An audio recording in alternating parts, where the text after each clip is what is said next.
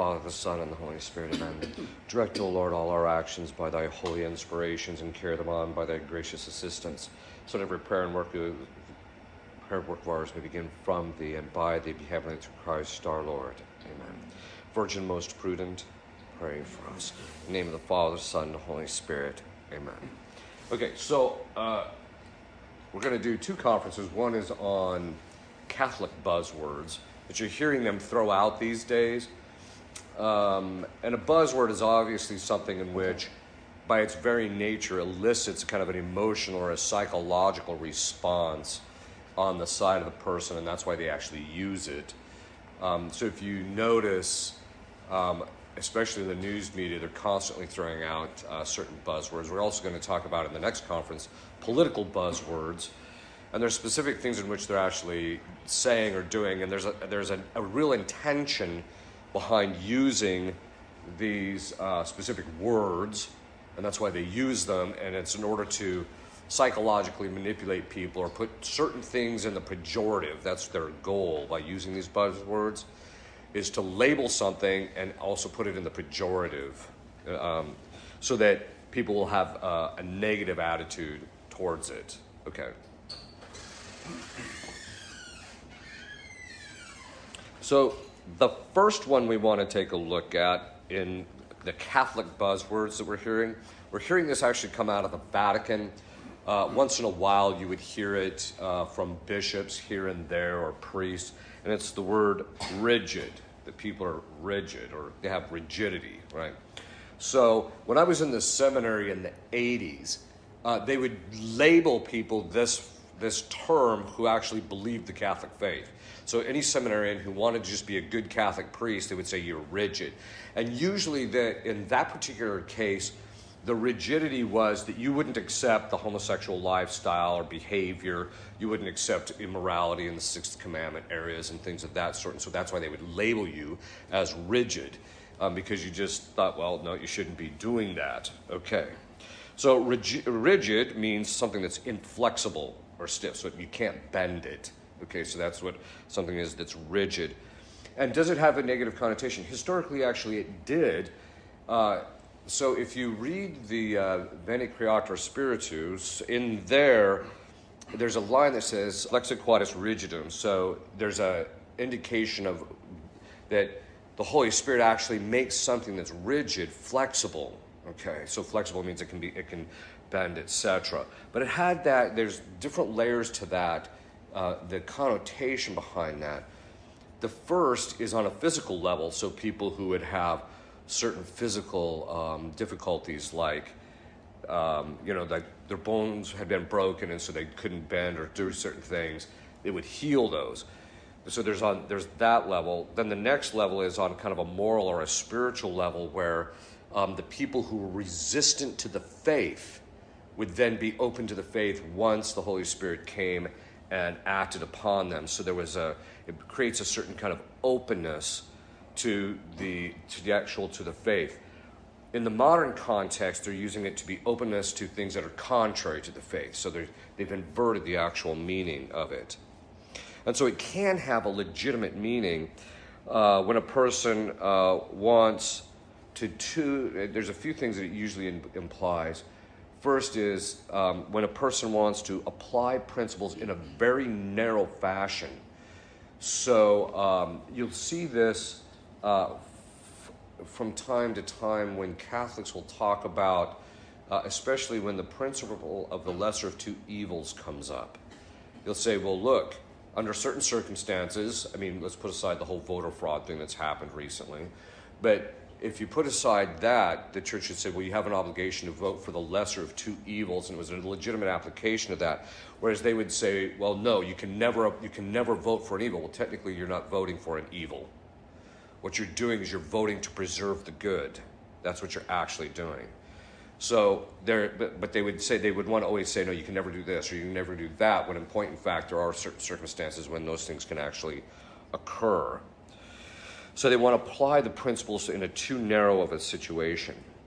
Or they're unwilling to consider the truth of a matter. So they come up with their own ideas, or something comes into their head, and you can't get them to budge at all whatsoever. or they'll intractably hold a position that is not founded. There's no reason for you to be holding this position, but they just hold on to it. And very often there can be appetitive motivations. Usually it's because they want to consider themselves morally superior to everybody else, or that they don't want to be seen as, too weak or things like that. Today, though, this term, so it historically can have a legitimate meaning, when they would apply it to people saying, well, the guy has a problem with rigidity, which basically means that there's certain principles that apply everywhere in all cases. That's one thing. But then there's certain principles that apply mediating the circumstances, and the guy would always want to do it in a very linear fashion rather than applying it based on circumstances. But today it's used to bludgeon those who hold the true faith and adhere to it with a firmness of heart. In other words, one of the first things that I learned when I went to the University of San Francisco during one of my philosophy classes is they would talk about the necessity of willingness to follow the truth wherever it leads, regardless of the personal cost. In other words, there has to be a firm adherence to the truth. That means there ultimately has to be a firm adherence to reality. But their point being is that your job is to conform yourself to that. And that's not being rigid. That's a certain kind of virtue or a firmness or a strength in holding to that. But what they do today is they use that and say that, basically you should be able to accept and respect, I'm going to talk about that word in a minute, respect anybody's behavior, position, or attitude, right? And that's just completely false. There's some people but their moral position is, or their moral behavior is abominable, which abomination means that's something that you should turn away from or flee or get away from. So this is, in point in fact, we should not accept these things, and we should be very firm about these things. Okay. Whereas if we're not certain about the truth, or if there's areas that are open to legitimate discussion, there has to be a certain flexibility or willingness to accept that other people could have a different judgment of the matter, etc. But today they want to bludgeon those who hold the true faith. And this is what we're seeing even coming out of the Vatican. They only use that term rigidity in relationship to those people who just want the traditional Catholic faith. Right? They're trying to beat them up that way and label them because they're trying to demean them or demean their position. It's used ultimately by the heretical or the unorthodox to attack the faithful. That's what it's used for today. The irony is, and this is what's so funny about it, is that every time I've ever dealt with a liberal, they're the ones that are completely intractable. They are absolutely rigid in their positions. You can't reason with them. You can't try and start doing. The minute you say anything contrary to their position, they just attack you, etc. And so this is a sign that they're labeling us, and this is something which you've heard me say. The demons always accuse you of what they're guilty of, which is kind of funny because demons are completely rigid in evil. But these people are the same way in the sense that you can't reason with them, you can't talk to them, and they're unwilling to follow the truth wherever it leads because they're intractably holding to what they want. So anytime anybody uses that word rigid, they would use it in the seminary to label seminarians, and once you got labeled rigid, it meant you were going to be out eventually. And so this is how they would start excluding people. And that's one of the things about buzzwords. The part of the goal is to make it a case of us against them. See, we're not rigid, but they're rigid. These are bad people because they're rigid, etc. Okay. So that's just one example of a word that's floating around out there. So when you hear that, people say you're rigid, I just dismiss it because it's just a way of labeling. And that actually brings up a very important point. Today, whenever you present an argument, a lot of people do not actually address your argument, either the premises or the conclusion or the way you reasoned in order to get to it. They don't address that. Instead, when you reach a conclusion they don't like, they just throw out an epithet against you. Oh, you're just rigid, or you're a racist, or you're this, or you're that. And they think that by labeling this and attacking you in that fashion, it's an ad hominem attack, it's a logical fallacy. They think in doing that, they've adequately addressed you and your argument, when in point in fact, they haven't addressed anything. And this is something that we're seeing very consistently, especially in the political sphere. The next word that we're going to hear, which is a buzzword, is obedience. Now, obedience obviously is a completely legitimate word. The actual definition of obedience is a promptness of the will to do the will of one's superiors. So it's a promptness of will to, whenever your superior says that you should do something, that you do it. Today, this is used to attack priests and faithful who are holding fast to the teachings of Christ and are unwilling to deviate from those teachings by saying that they are being disobedient to their bishop, to Vatican II. They're even now labeling people who don't accept, certain propositions that are coming out of the Vatican that have been clearly against the Catholic faith for literally for 2,000 years. They're saying things that are contrary to that, but because they're in positions of authority, they're saying this is the new orthodoxy. You have to believe this, otherwise you're unorthodox, right? Or you're being disobedient by not accepting this, when actually that's not the case, right? In fact, what's happening is they're the ones who are being disobedient to Christ's mandate to teach what he taught them. Okay. Obedience, and this is where a tremendous amount of damage happened right before and after the Second Vatican Council, because I think the guy's analysis of this is generally correct. I think there's a few things where he gets it wrong, but there was an article written where the guy talks about how right before the Second Vatican Council, the Thomistic understanding of obedience got supplanted by the Sulpician understanding of obedience. And the Thomistic understanding of obedience is that you are bound in justice to obey the individual, that is the person who actually has the authority over you. So if there's someone else in a line of authority that you're not under, you're not bound. So like, for example, if the bishop, suppose the head of the Jesuit order told me that I was bound in obedience to do what he told me to do, I don't have to pay attention to him because he's not my superior. So we're talking about you have to be in their line of authority. So you have to obey the person, and then there's the matter over which they have legitimate authority. If it's outside that matter, then you don't have to obey. And so that was the Thomistic understanding, that it pertained to the person and the thing to which they had jurisdiction over. Outside of that, we're not talking about obedience. It might be something else, or it might be humility or docility. You might do it for certain reasons, but you're not bound to do so. That got supplanted, and so in relationship to our superiors, if they tell you, they command you to do something that's outside their legitimate jurisdiction, that is, what they have authority over, the matter, you are not bound to do it. Now, you might, again, do it for certain reasons according to the Thomistic things, but it's not as a matter of obedience. What happened with the Sulpician attitude was, you obey your superior in all matters without even thinking about it, without trying to decipher it, without doing anything. You just do it, right? And that's where the perfection, quote unquote, of obedience lied. And that's just not true. That's completely false, because there are certain things which, if a cardinal who lives in the Vatican tells me to do something and he has no direct authority over me, I have no obligation to obey it. Okay. This is even true in relationship to even to the Pope. So if the Pope tells you to do something, even though he has immediate and supreme jurisdiction over the totality of the church, that jurisdiction pertains to matters that are faith and moral. So if he tells you that you should be doing something like, you should be mowing your grass on Tuesdays because that's going to help the environment the most, you don't have any obligation whatsoever to obey the guy in that particular aspect. Obviously, you still have to respect his office. But this is something in which they're very carefully, they're using this, I'm your superior, you should obey it. If you're not, you're being disobedient. What happened is, the people that they're doing this now are the very people who were disobedient in the 40s and 50s, who are trying to subvert the church, trying to do things contrary to what the church's mandate has always been. And so now that they're in a position of authority, it's kind of funny because they were the ones clamoring, that I don't have to pay you, this or that. And then as soon as they got into authority, they became dictators in relationship to it.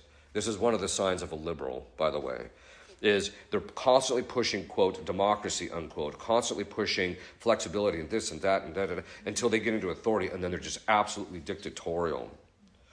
So this is why this Sulpician method once these liberals got into positions of authority who didn't actually believe the Catholic faith, who actually didn't believe what the church believed, had moral issues and wanted to start loosening up the disciplines of the church, once they got into positions of authority, they started using obedience to force guys to submit to all these changes that in the end caused tremendous damage to the church.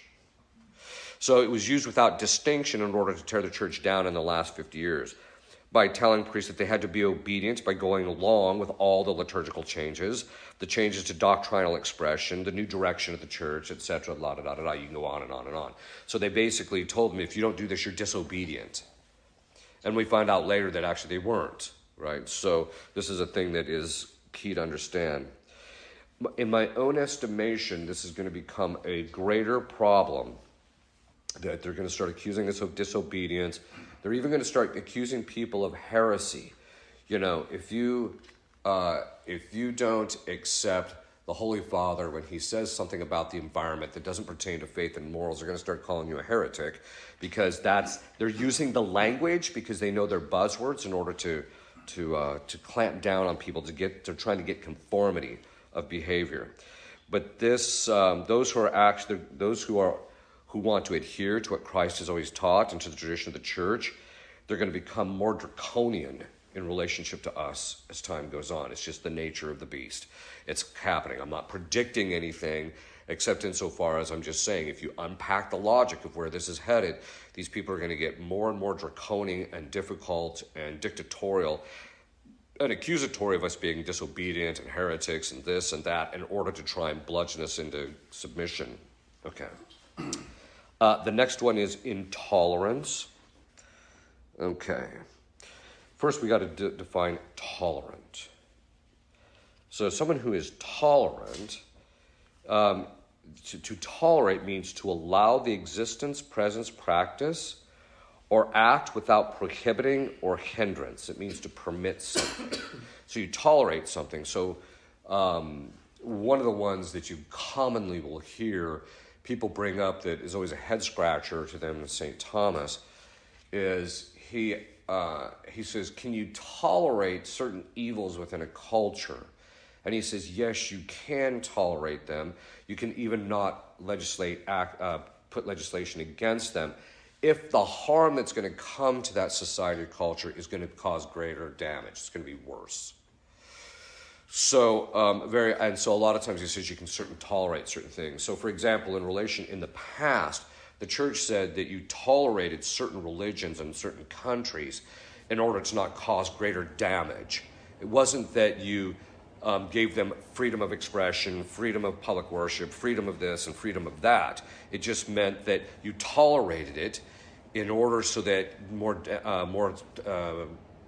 worse things didn't result from clamping down on it. So like, for example, if you're going to start clamping down on the Protestants in a particular culture and then they just start murdering people, well, you got a problem on your hands. And so you're better off just tolerating it and then working towards their conversion, etc. Okay, so you allow the existence of something, present something without prohibiting it. Okay. Liberals in the church, and by liberals I mean the unorthodox ultimately, their attitude towards us that we want to just look, I just want to believe the Catholic faith. I just want to hear what the apostles have taught and what the whole totality of history the church has taught. I just want to adhere to that. I just want to pass that on. That's all I want to do as a priest. They consider that intolerant because you don't accept or tolerate the evil activity that they're engaging in. Very often it has to do with violations, I said, against the Sixth Commandment, has to do with homosexuality or the like.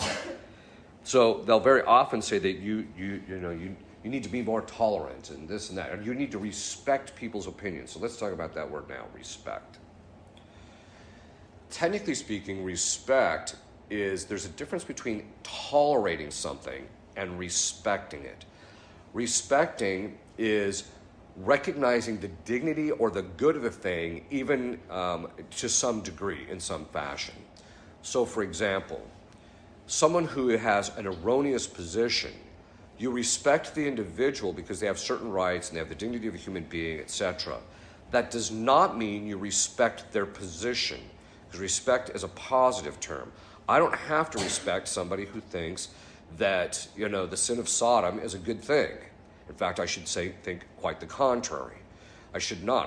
I might have to tolerate that under certain circumstances, the fact that this person has that opinion, etc., because greater evil would come from it if I just corrected them or just bludgeoned them or what have you.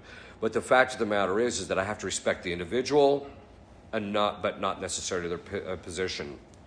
The liberals used to snicker and sneer at a phrase that was used before the Second Vatican Council, which is, error has no rights. Let me say that again. Error has no rights. And basically, the only thing that has any rights is the truth, right? Well, they would snicker at that because they say, well, you can't beat people up for, if they're in error. We're not talking about the people. We're talking about the error. And if you're a person who is in error, we still have to respect you as an individual and treat you with justice and charity. That does not mean that we have to tolerate you going around teaching error if the circumstances don't justify it. And so the error doesn't have any rights. The individual has rights, but that doesn't mean because he has rights, therefore he can go around spreading the error. So there was a complete lack of distinction in relationship to that. What you find out is that those who are unorthodox in the church, who really don't accept what the church teaches, are the ones that are the most intolerant. In fact, you've probably heard me say this, their basic overriding principle, of which they are absolutely and completely and rigidly inflexible on, is the principle, anything but Catholicism. You can teach, do anything you want. You see this with James Martin, the fact that he's out there teaching this stuff, all these heretics teaching stuff, all this stuff going on, constantly day in and day out. They're like, oh, well, we can't clamp on that because that would be uncharitable. Well, what about the faithful that are being misled? There's no sense of that.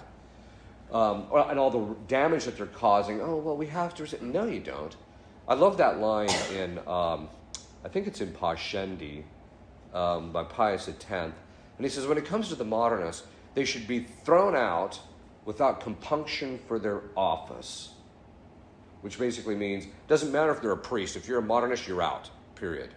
Right? And so, but what's ironic is that these people have become that even more draconian in the sense that if you teach Catholicism unabated, like you go out on YouTube and you just teach certain things unabated that are politically incorrect within the church right now, it's highly likely that your bishop's going to sack you within the next year to 2 years. That's just the nature of the beast. So you can teach anything you want. I don't see them doing that with James Martin. I don't see them, they never did it with Richard McCormick or all these other guys, or Richard McBrien. I never saw them doing any of that. They let these guys constantly teach their heresy, and they did nothing about it. But then the minute you try and teach Catholicism, they're like trying to hack you and get rid of you and accuse you of all sorts of stuff, etc. They want to send you to these places called like St. Luke's. There's a book that needs to be written. They want to send you to these, basically, they're gulags. I mean, the bishops won't call them that, but that's basically what they do. They'll take these priests who are Orthodox, and they'll literally, because the guy's just teaching Catholicism, that's all he's doing, the bishop gets miffed at the fact that he's teaching, like he might give a homily against contraception, so the bishop clams down on him. The guy says, well, I'm sorry, but this is what the church says, and says, no, you have to do this, there's that, and the guy won't do it because he can't in conscience, because it's against Christ's mandate. So then what does he do? So then he says, okay, then you're going to have to go get this psychological evaluation at St. Luke's. That's one of the places. I'm really hoping at some point somebody writes a book on this, because there's been numerous priests who have literally been psychologically, morally, and physically destroyed by these places. They'll literally send them to these places one of them is called St. Luke's. As soon as the guy gets there, they drug him up. This is, by the way, there's numerous priests that have counted this, and everybody in the presbyterate knows about this place, where they drug the guy up. If he tries to get out, they'll Baker Act him so that the bishop, and very often he has to sign where his bishop becomes power of attorney, and he can't get out of there. And it's literally a gulag. The guy can't get out. He's drugged up. He's put through all these psychological techniques in order to get him to lose his faith, etc. And this is something that's going on. It's one of those things that needs to be said publicly. The point and reason I'm saying this is a sign of their intolerance. If they were really tolerant, and if they took the moral high road, they would tolerate Catholicism, but that's the one thing they won't tolerate. This is being seen more in relationship to the traditional Latin Mass, which is an excellent expression of the Catholic faith. They just don't like it, and they want to get rid of it. As I mentioned, they tolerate every form of every form of politics, every form of worship, every form of heretical expression, moral degeneracy, etc., but they will not tolerate someone leading a devout Catholic faith. They won't tolerate that, which makes you really wonder about their state of their soul. Okay. The next one is they'll accuse you of being divisive, right?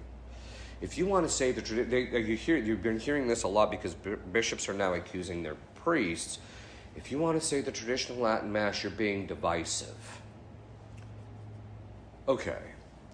Let's just say for the sake of argument that kind of thing is true. What about all of the divisiveness that these guys were sowing in the 60s and 70s, where they were constantly talking about heresy and pushing things that were contrary to the faith, contrary to what their bishops were permitting them to do, etc.? Well, wasn't that divisive? So divisive is forming or expressing division or forming or expressing division, creating dissension or discord. So that's what being divisive means. The traditionalists are being accused of this. A bishop recently was accused by a cardinal because the bishop had said publicly that we should not be giving communion to politicians that are supportive pro-abortion. And he was trying to address the issue of Biden, who is teaching or promoting abortion, paying for abortion, passing policies that promote abortion, because he's basically a pro-abort when he says, well, in my private life, I'm pro-life. Yeah, whatever. But in fact, the church has already condemned that, where you can split your private and your public life. But that made him doing that. So the bishop just stated, we should not be giving these people communion. And why? Because we're the custodians, the priests and bishops are the custodians of the mysteries of God. Their job is to protect the sacraments. That's one of their jobs. It's not just to administer them and to promote them and to facilitate them, but it's also to protect them. And they're not doing that. What happened is a cardinal then attacked him and accused him of being divisive for doing that. No, the divisiveness is you people coming in and insisting we should do this contrary to which is the division, contrary to what the church is said is to be done, even in the current Code of Canon Law. They have been teaching things contrary to the faith for years in order to divide the faithful, in order to divide the church. That's been their goal, and yet they're accusing us of being divisive the minute you want to have the traditional Latin Mass or teach what the church has always taught, etc. There's also another element of this, and it has to do with the fact that Christ himself was divisive. He came to divide. There's a certain sense in which he came to unite, but he also came with the sword to separate the good from the bad. That's one of the things that he came to do. And so being divisive is not always necessarily bad if it's going to bring clarity and ultimately someone's conversion. But as I mentioned, this is a case of them accusing us of what they're guilty of. And this is, again, a constant theme that you see among these buzzwords. The next word I want to talk about is schismatic. So after I get through the next two words, we can open up for questions. They'll accuse us of being schismatic. And the reason they're accusing us of schismatic is because of the fact that we want to hold to something which the current Holy Father or someone else is saying that can be considered problematic. Okay. The sin of schism is a lack of submission to the authority of the church, especially the Pope and the bishops. Okay. The some of the bishops now are suggesting that those who do not follow the reformulation of the Catholic faith, which is not what it is, they'll reformulate it out of existence. There are certain bishops who are now suggesting that those who do not follow the reformulation of the Catholic faith, that is, they actually have changed the faith. They want to change the faith in certain areas, contrary to its original constitution, contrary to its original teaching, and they're accusing us, if we don't accept that reformulation, because now they're the ones in authority, that somehow or another we're schismatic. This is one of the reasons why I wrote the book, The Binding Force of Tradition. It's in there that I talk about the proximate rule of faith is the magisterium. That's true. You're supposed to follow what they say. But they have the moral obligation to conform themselves to the remote rule, which is the tradition. And if the proximate rule fails, you have to go back to the remote rule, that is, to tradition. We do this instinctively as Catholics. So if a bishop comes up and says, I think there should be gay marriage, what do we do as Catholics? We just dismiss him because that's contrary to what the church has said. Or if he says, I think women should be ordained, we just dismiss him because we know that's not what the church teaches. Why? Because we know what the tradition actually is. So that's what we're bound to. And we're bound to the bishops precisely because they clarify and propagate and teach to us the tradition. Okay. So, but they want to accuse us of being schismatic because we won't follow what they actually want. There's an apostasy that's actually happening within the church. They've apostatized or committed heresy in the sense that they've cut themselves off from the church, in the sense that the church has always said that if a person commits a formal act of heresy, that he's cut off from the church, even invisibly at least, if not visibly, when the church herself, when the magisterium excommunicates them. But the point being is that they're the ones who have cut themselves off from the church which Christ founded, because he said this is the body of doctrine, and we know that faith is one of the principles of unity. It's right in Vatican II. So you have to accept faith as the faith that the church has always taught in order to be in union with the church. Well, they don't accept that. And yet they're accusing us of the ones being schismatic. But when people can't make distinctions, this causes a lot of damage. They're the ones who lack submission to Christ and to the tradition which he established. And that's where the real problem is. Okay. And then the last word I want to talk about as a buzzword is they're saying now that people are uncharitable. If you don't get the vaccine, you're being uncharitable. Okay. Putting aside the whole moral analysis of the vaccine, because you can go listen to what I think about that anyway on a different conference. But the fact of the matter is that charity, St. Thomas says, always has to be in accord with the truth or what is truly good. And so if there is an action which, or a type of activity which is contrary to the moral good, it can never be considered charitable. So let me give you an example.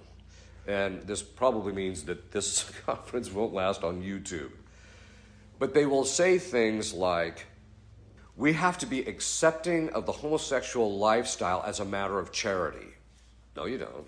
You have to treat the people with charity. That doesn't mean you have to accept their lifestyle. And those are two entirely different things. So you have to love the sinner, but hate the sin. And what they're trying to do is blur the distinction. But when it comes to, like, for example, the vaccination, you'll hear a priest say, if you're charitable, if you really love people, you'll do this because you'll protect them. Yeah, well, there's a whole series of problems with the vaccine. And I'm not just talking morally, but we're talking medically, etc. Okay. So you can't use that as an example of being charitable. But it's a way, again, it's a buzzword they're throwing out there in order to get people to submit and to control them and to demean them. You're being uncharitable if you don't get the vaccination. Charity is ultimately the love of God, so it's a supernatural virtue infused in the will by which we love God and love our neighbor for the sake of God.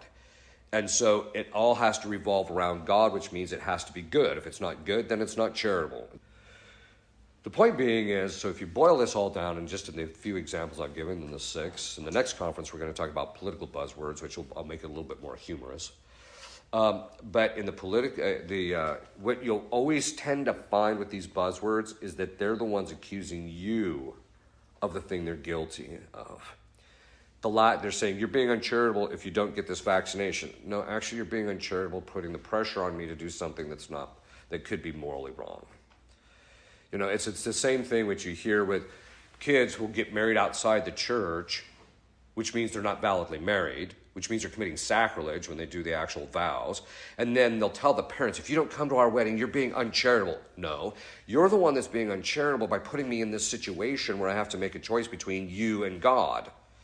Right? And so there's it's always, again, if you look at what these people are trying to do, there's always a twist. If you look at it from the right point of view, you realize they're accusing you of what they're guilty of. So this is something to keep in mind. So when they use these phrase words, the best thing to do is point out their incongruity, point out their guilt in the matter, and then just say, now that we've addressed that, let's actually address the arguments, because that's the real issue. They use these buzzwords so that they don't have to actually address the intellectual arguments. Okay. Any questions? Yes? What happens if things get so bad and you get excommunicated? Are you bound to that?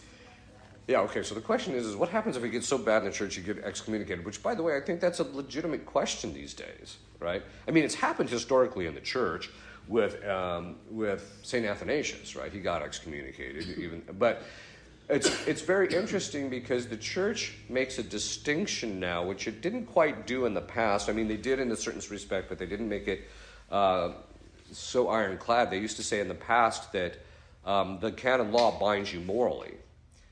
But now they say, no, the moral question is one thing, the canonical question is another. So you can be excommunicated canonically, but still morally be within the church, which is just nutty, right? So what does that mean concretely, practically?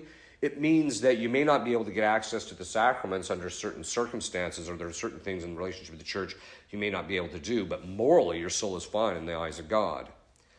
It's a very bizarre situation, and I think we're coming up against that. I think that's coming.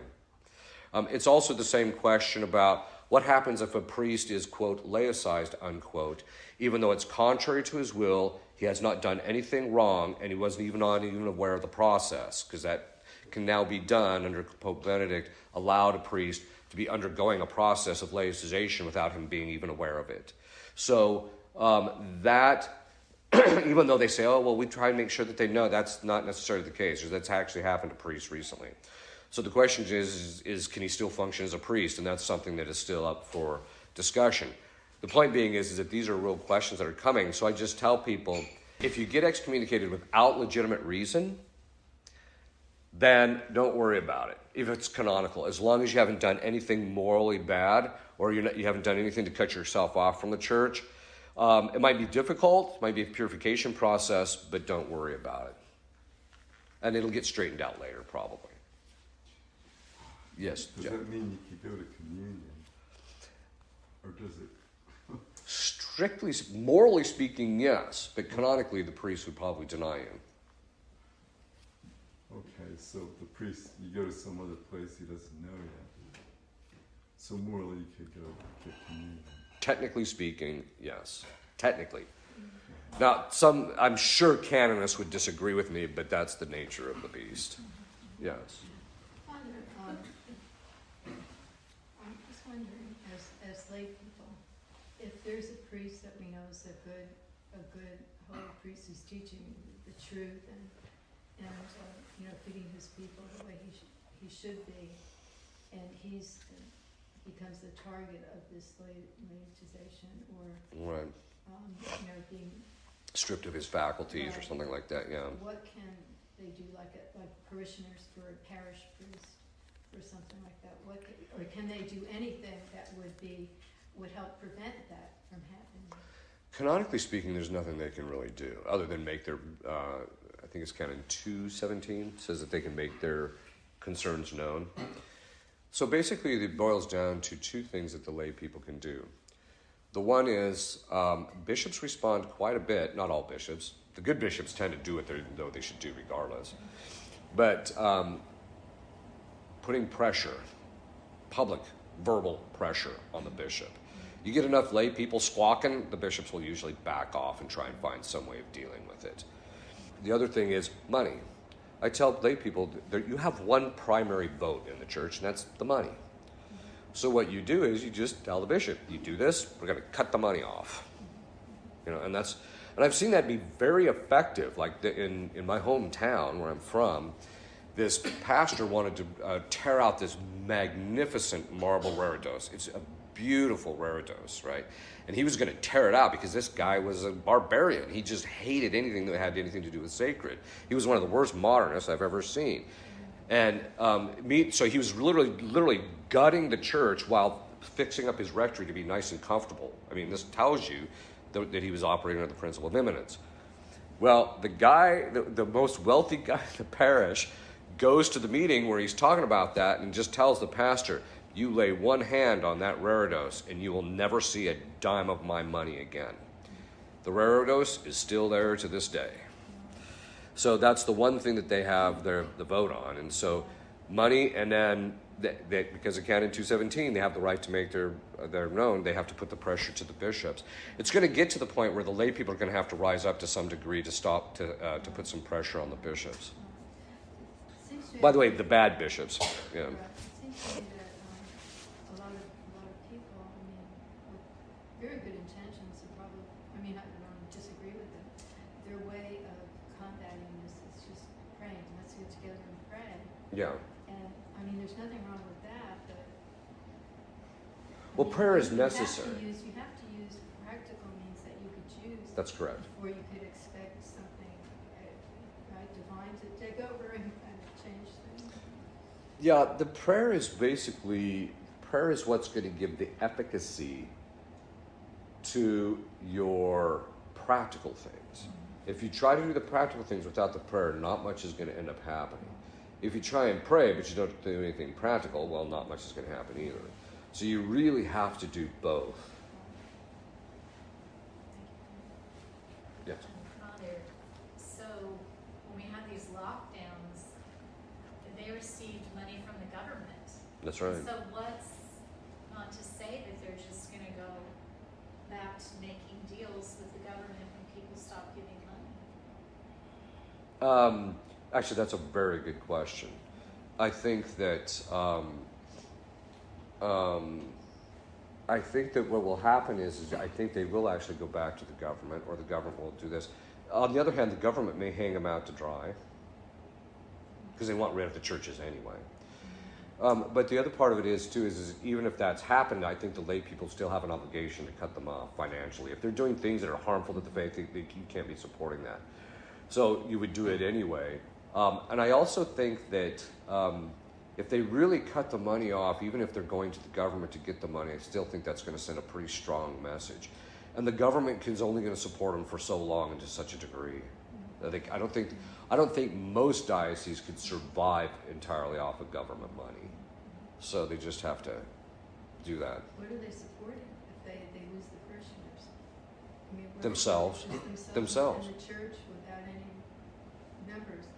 Yeah, I mean, you've heard me criticize a particular society for that very problem, right? Where the priests just think that their priesthood is for themselves. It's all about themselves, and that really that they're, it's more important for them to say office than anoint someone who's literally dying.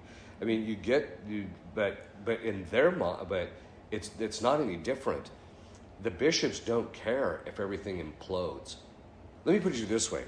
If the bishops would have had no money to run their housing, and would have gotten booted out of their housing, or would have lost their housing, would have started losing churches, or not just churches, but would have lost their means of support through this whole thing, I think you would see a whole different ball game going on.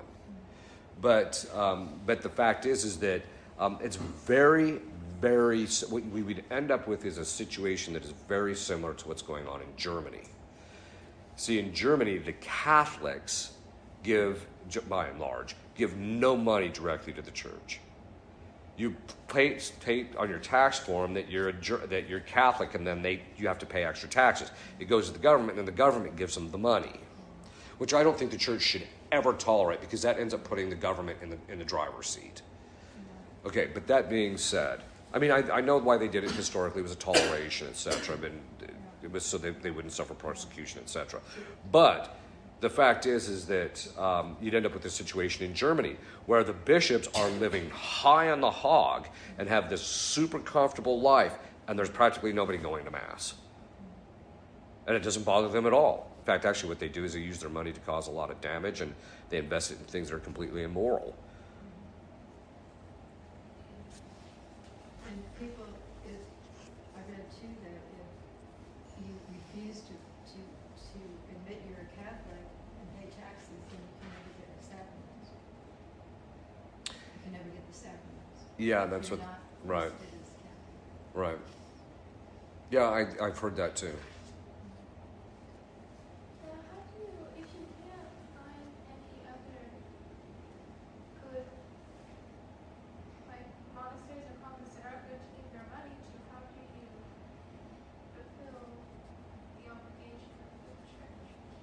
to give to support your pastors.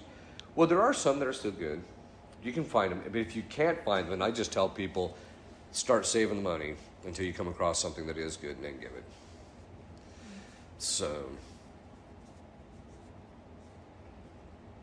okay. Well, if there's no more questions, I'll give you a blessing. Benedictio Dei omnipotentis, Patris et Filii et Spiritus Sancti, super vos et semper.